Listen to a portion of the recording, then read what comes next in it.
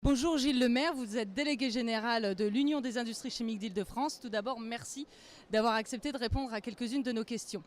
Alors pourquoi avez-vous pris l'initiative d'organiser le village de la chimie? Trois raisons au moins ont motivé, voici 11 ans, l'UIC Île-de-France à organiser chaque année ce rendez-vous où sont associés en un même lieu et pendant 2 jours industriels, enseignants, professionnels de la chimie. Nous avions fait d'une part le constat d'une désaffection des jeunes pour les filières de formation scientifique et en particulier pour la chimie. Par ailleurs, nos enquêtes alors révélaient une relative méconnaissance de la chimie dans sa dimension économique. En clair, le public, les parents, les élèves ignoraient le potentiel en termes d'emploi des entreprises de la chimie, leur activité, leur taille, leur métier. Enfin, il devenait urgent pour nous d'envisager ou de prévoir le renouvellement des générations au sein des entreprises de notre secteur d'activité. Ces trois raisons nous ont amenés naturellement avec notre CFA, la FI24 et le MEDEF Île-de-France à concevoir une manifestation dédiée à la chimie et ses métiers en y associant les entreprises et leurs professionnels ainsi que l'ensemble des écoles et universités formant au métier de la chimie, quel que soit le niveau des formations dispensées et le mode d'enseignement proposé, soit académique, soit par alternance.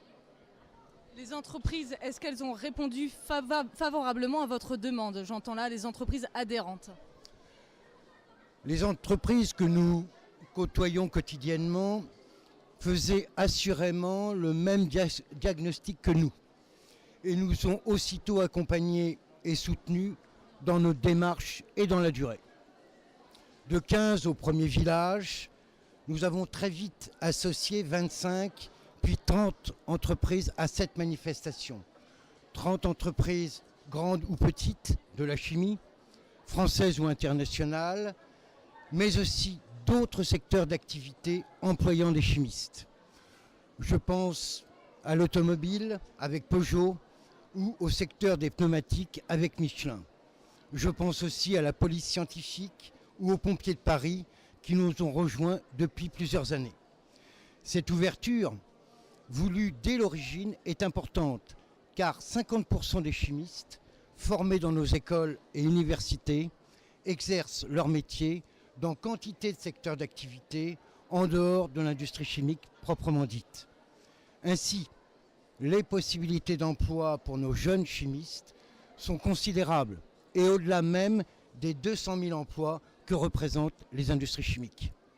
Et après 11 ans, quel enseignement tirez-vous du village de la chimie?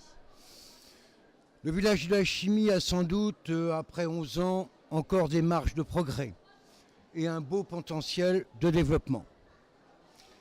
Il est clair aussi que cette initiative a bien et vite prospéré, avec le support déterminé des entreprises, des écoles et universités qui sont chaque année plus nombreuses et motivées, avec le renfort aussi de la communauté scientifique représentée par la Maison de la Chimie et la Société chimique de France ou par des membres du Collège de France et de l'Académie des sciences.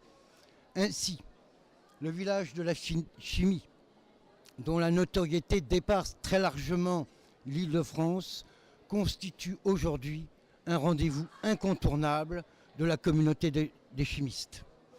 Il est clair également que le village de la chimie, par le nombre toujours croissant de ses visiteurs, répond incontestablement à un besoin de connaître et comprendre ces métiers accessibles au plus grand nombre, mais aussi besoin d'espérer dans un monde meilleur.